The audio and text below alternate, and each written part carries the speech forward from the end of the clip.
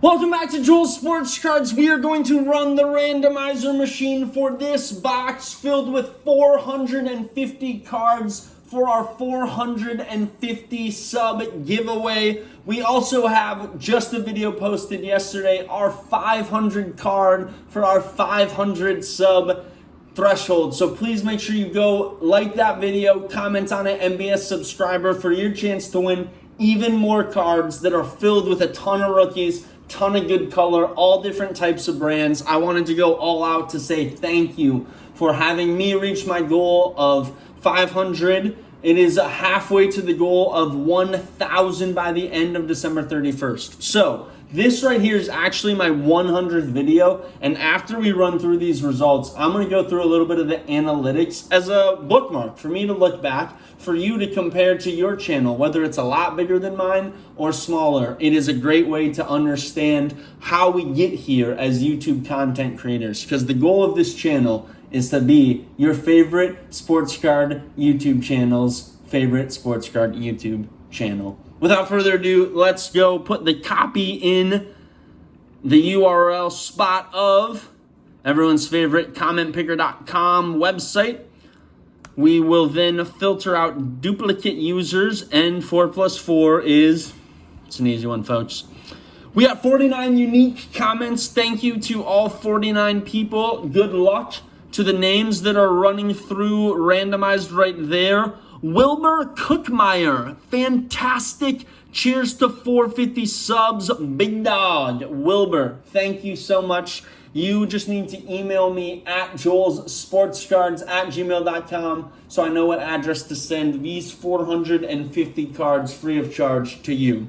Without further ado, please stay through and watch the rest of this video. I'm excited to offer it to the community. And until next time, y'all, keep ripping. Peace. All right, so this is the next section of the video. It is a peek behind the curtain of my analytics page. Now, if you haven't had a YouTube content creating channel before, you might be unfamiliar with this specific tool, great resource that YouTube offers its creators. I'm going to go through a couple different sections of these analytics and talk about number one, my lifetime views. You'll see those spikes right there, and I'll talk a little bit about why I think they happened as they did. We'll scroll down and look at my top 10 videos, and I'll discuss why I think these 10 were successful in the ways that they were. And then we'll not just stay in the overview section of the analytics page, we're also going to go to the audience section here and talk a little bit about some of the helpful information that YouTube gives you in this. All of this to be said, I would love for this to be a resource for those that are starting to think about the analytics page of their channel for the first time, and feel free to email me at joelsportscards@gmail.com with any questions. I would love to chat about it. So let's go to the beginning page of the overview analytics. Now, make sure right here on the right that you have the time period that you are looking for. I'm going to be going lifetime here. My channel started March 11th, 2021, so a little over a year. And again, we just reached 500 subscribers, and this is my 100th video. So a great little section of time to look at.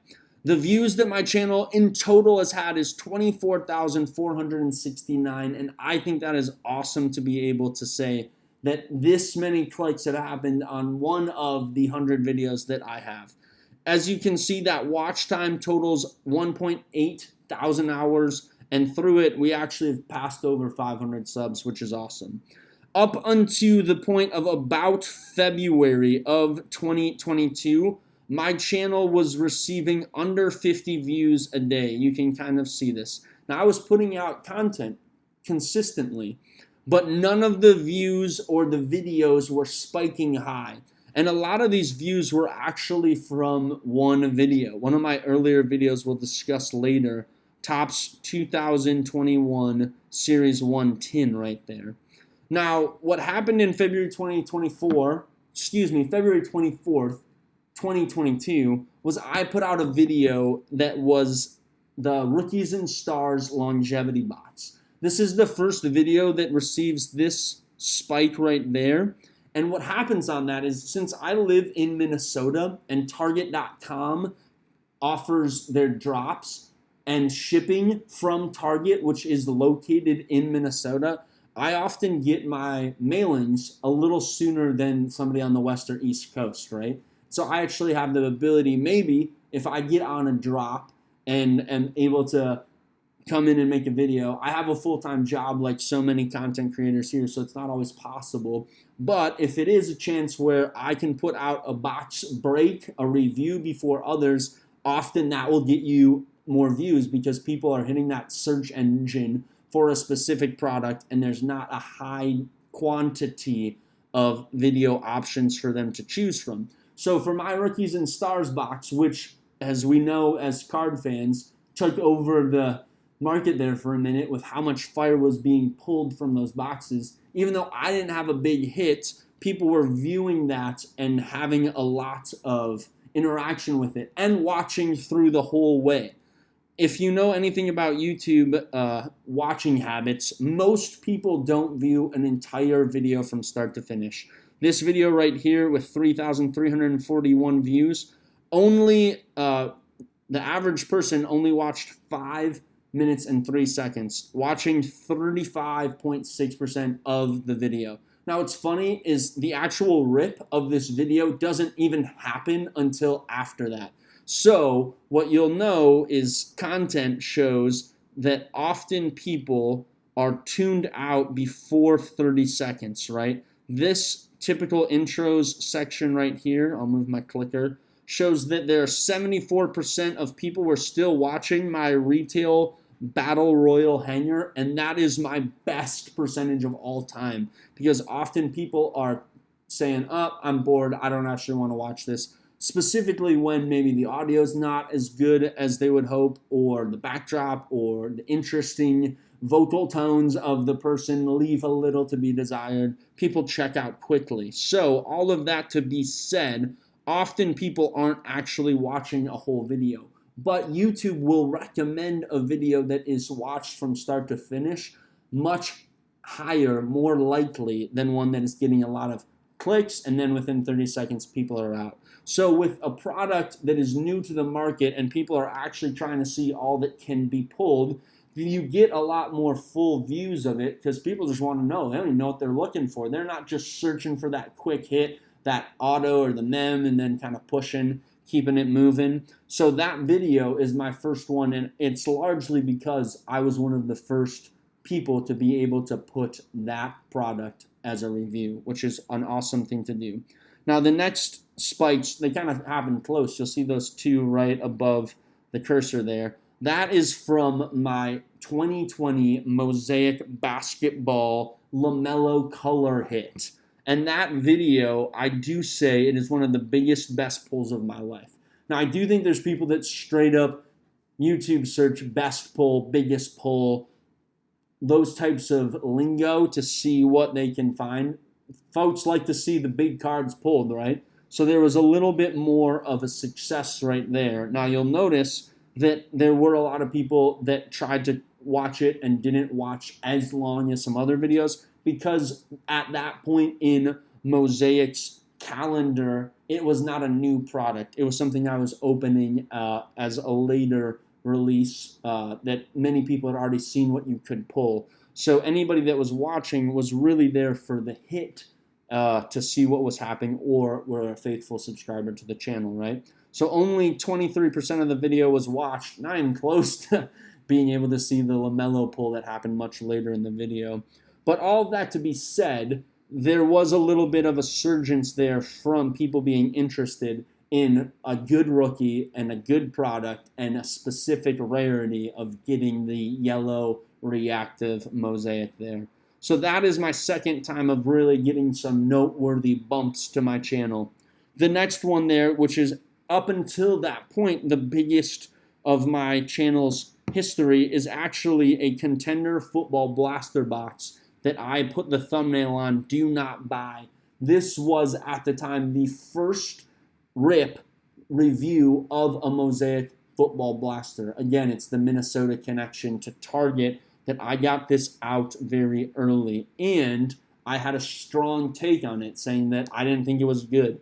That specific box, I got doubles of a lot of base cards and nothing that was worth my while or our while. And I wanted to give that kind of clear instruction as somebody that was considering contenders, that you're not going to pull a rookie ticket auto of a quarterback easily from a blaster box. So that video, me having a strong message and, again, having the early review to YouTube gets that high peak. And as this is happening, right, I'm gaining more subscribers, which allows for more people to naturally see the video, not just because of search engines or other, similar videos for you to look at content, but that they're actually getting it in their subscription feed if they're clicking there. So in general, the curve is going up, which is a great thing to see. But here, there's a lull in the kind of real big moments of videos that are popping until we get to, let's move the numbers off the channel right there, here until June 16th, which is Prism Football. And that is, again, a video where I get the first ever YouTube unboxing of it because of the Minnesota connection. Prism Football, something people were hyped about for a long time. To be able to offer that, we almost got 5 minutes of view time, which is great because that means that a lot of people were actually watching from start to finish amidst all of the people that exited early. And that is where the channel really spikes with the most amount of views for the first time, almost hitting 500, 600, the actual number was 544 in one day alone because of that Prism Football Blaster. Lastly, you see that last spike, which is not as big as the Prism Football Blaster, but it is almost at 400 itself. And that is my Prism Wild Mega Box, where some packs had 6 cards, some had 3, paired with also the 4th of July Red, White, and Blue Cello Value Pack Rip. And those two, although neither was as big as any of the other videos, the allure of Prism / the Red, White, and Blue on the 4th, and people being off that day as well, had almost 400 views from 2 videos being close together. So that's a kind of viewpoint of the channel. Now, what's funny is these 3,000 views are all kind of spread out amongst months, and it doesn't look very impressive. But if you have one day where you almost hit 500, it looks very impressive in this specific format, right? So just like they teach you in math, you need to know what you're looking at because you can make stats seem to imply almost anything, and that's why there's so many different tools that YouTube offers. So if we're going here through the top 10 videos, this one right here, the Topps 2021 Baseball Series 110, is evidence to the theory that sometimes videos just blow up for reasons we don't fully know. Now, it was a $15 tin that I pulled a $60 card at the time. It's the Alec Baum catching variation from Topps Series 1. Funny to think about that card now with where Baum is a year later, not being as hyped or having the production that was wanted at that point. But the video is before I do 2 screens. I'm much less exciting talking, much more monotone. The thumbnail, people always say that thumbnails are the most important thing to having a successful YouTube video. I didn't even know at that point how to stretch the picture to fully go the length of the thumbnail. So I just randomly insert this light blue color to make up the difference. It is something that should not be the most viewed video on my channel. It's an average product with a slightly above average card, but for some reason people have watched through it and it has gotten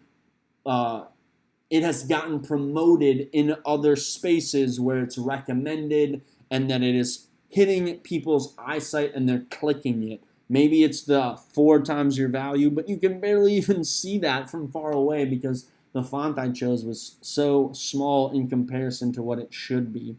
So as I give advice and think about ways to improve your content on your channel, remember that as much as we can try to rig the algorithm, sometimes the weirdest things pop off, and sometimes great videos that you think are going to be so well received just don't.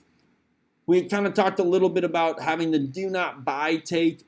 People often want to know if they should buy or not buy products. So I always recommend and try to think about saying that in my videos for people to know clearly what are my thoughts. And the more you can put that up front and center, I think is a valuable thing as well. So even though it's not a product where fire was pulled, it's still worth somebody's time if you catch them early to kind of say, hey, I'm not going to really watch many Contender Football Blaster rips because it's not a product that I'm interested in personally. Something to be aware of. And that video almost has 2,500 views, which is awesome. The LaMelo, kind of the lesson to be learned there is you pull a good card, people are going to be excited, right? It's the luck of the blaster. Sometimes you're going to have streaks where stuff comes out and it's really awesome. Sometimes you're not. Just be excited for when you have that moment and try your best to have a good thumbnail, have good SEO, search engine optimization in the title, in the tags, in the description so that people will be able to find it clearly and be excited about what you pull. Again, the first ever opening, that's always a beneficial. And to say, hey, this is something I pull, a rookie QB hit. It was Jamie Newman, somebody that isn't even signed to a team right now, but it's still a rookie QB. You never know if he's going to come around and be a Wake Forest legend, just like Tim Duncan, just like Jeff Teague, just like Jeff Teague. That's what I was looking for. The Prism football, too. As you see many people ripping it, it has a high view count because it is a sought-after product. Here on the top 5 video, it's a repack product. It's a very simple one. It was not something that was like fire being pulled, but just as I was saying, that people want to know what types of blasters to open. Often if you can recommend a repack or say, I don't recommend this, people are very into that idea. For those that don't know, a repack is just some person putting together cards into a bubble mailer and having about 20 different ones, and they say, here are the different chase cards you could pull from this, and you're going to get certain things. They'll guarantee a certain number of rookies, maybe a hit or an auto, and then from that, you just get random cards. Usually, it's decent value. You need to be aware of the buyer that you are working with to make sure that they're a credible person. But often, it's worth the money. It's just not as fun as opening a random blaster where you could get anything. You don't know what it would be. This 6th video is from a Bowman blaster where I pulled a numbered gold prospect out of 50, a Nick York, and then had some other stuff too. And so just trying to say that big hit right away, I think, is why this video was more successful. People wanted to see what gold card, numbered card was pulled from that. The absolutely wild Prism Football Mega was just, again, kind of in the peak of the Prism Football being released. Saying it was wild and not being clear what was happening in it, I think piqued people's interest to have a viewing click moment where they would see what was out. So always trying to have some level of you should watch this, but maybe you don't know exactly why, I think can be a valuable lesson to be learned. Rookies and Stars, we went over that. Just being able to enter a product into the YouTube review sphere before others is a great resource. And then here, these last two, the buy is basically the opposite of the do not buy, where I really was talking up Bowman Football, which I initially actually said do not buy, but I kind of made this video to say I've changed my mind. And Bowman Football had a really small niche that was rampant on YouTube. And so videos having a lot of views from that are common in the Bowman Football sphere, which is awesome because the price point for a blaster is less because of the lack of licensing than another Panini football product would be. And then lastly, again, it's a similar thing of I got a case hit, kind of showed that auto right out the gate, had some interest. Playbook, most people liked to watch videos of Playbook to kind of poo-poo it and say this is stupid, but in some ways there's no bad publicity. If people are willing to watch it Even if they're going to talk badly about the product, it still has value. So that being said, those are my top 10 videos and some lessons to be learned. Let's wrap this up by going to the audience. One thing that I would recommend if you're trying to get more views on your channel, there's this great feature that says other channels your audience watches.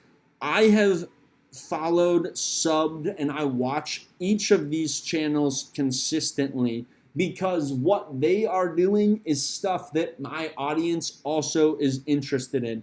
Now, I won't be able to do videos like Sports Cards Investor, but I can know what the topics of importance are within somebody who's who has a big platform in this, and I can be aware of that and try to talk about it. When DGen Rips puts a video out of a new product because he's so good at having a wide variety, I can see how people respond to that specific product that he puts out. So make sure you are following any channel that is recommended that your audience is watching to have an understanding of the type of videos that they watch. This one is also a good helpful tool. It is when your viewers are on YouTube. Now, if you have a product review that is of a new product, put it out as soon as you can. But if you can wait a couple hours to, let's say here on Sunday at 4 p.m., when you're going to have multiple hours where many of your viewers have historically been on YouTube in the last 28 days, that is significant to have that exposure, that early connection point, and maybe the algorithm will take off from there. Note that for my channel, oftentimes it's evenings around 7 to 8 p.m. right there, and that Saturdays are not as sought after time on YouTube, that people are probably busy enjoying their life off of screens, which is awesome and things that I want so much for all humans to be able to enjoy the many gifts and the blessings this world has to offer us. So other things just as you go, this watch time from subscribers and not subscribed, there's no perfect balance of it. There's not a, hey, if you got 20% of your views coming from subscribers, that means you're going to be more successful. I think it's just good things to be aware of, and my goal is to always have more subscribed views because that means those views have a chance to be sustainable and that they could continue because this person has said and shown that they're committed to the channel. So I would like to see that go up. Some people would argue the opposite, that they would say it's good to have the not subscribed views because that then gives you a wider audience, bigger reach. Maybe somebody doesn't subscribe to your channel, but they click on and see videos when they search for a product, they see your thumbnail and they're more likely to click on it. Totally understand that rationale as well. I think it's just good to watch and see, hey, am I losing subscribed views? Am I gaining them or vice versa? Always good things to be aware of. If you weren't aware that the majority of people that are watching videos of Sports Card Rips are male, this will show you, but it is not everyone, right? There is a percent that have in their profile said, I'm female, and so it is key for us to kind of be aware that the demographic of the 25 to 44-year-old male is a big chunk of it, but there are many other spots as well. So as you think of content and who you're trying to connect with, references of all those types of things, just being aware of your audience is always good. And that most people don't use subtitles, 7.8 do. Maybe I need to try to slow down and speak more clearly so that all can understand what I'm trying to say, because I'm trying to offer things that are of value to all of you. Hopefully this peek behind the curtain was something that was helpful for you to see. Again, reach out with any questions you have. I love talking about this stuff. I have found the main ways that I've grown is by interacting with other channels, by reaching out to people, trying to collaborate, even with non-sports cards channels. Find a podcast that maybe we'll have you on and talk sports cards. There's a lot of sports podcasts that you could be a guest on. I've done that recently for a Chicago White Sox podcast. Shout out the Sons of Honarchy. And that is a way to gain more audience members. We're actually going to be having a video soon on a college football Joe Broback, Broback channel. So getting these kind of collaboration moments are awesome because there's people that don't even know about sports cards that you could be their entry point in. there's obviously hundreds of thousands of people that subscribe to Pac-Man, and they might want to subscribe to me as well, but they also might have hit their quota of how many sports cards videos they can consume. But there's many people that are currently entering the hobby, and as Fanatics takes over, I think we know that this hobby will become more mainstream. Maybe packs are available in stadiums, easier access points to it from maybe not a distributor, but a direct-to-consumer buyer method that will only make sports cards more accessible to more people, and therefore you're bringing people in from the hobby to the hobby from different spots is helpful. So thank you so much for watching this. Until next time, y'all, keep ripping, and thanks for helping me get to 500 subscribers and allowing me to make 100 videos. I appreciate it so much, y'all. Peace.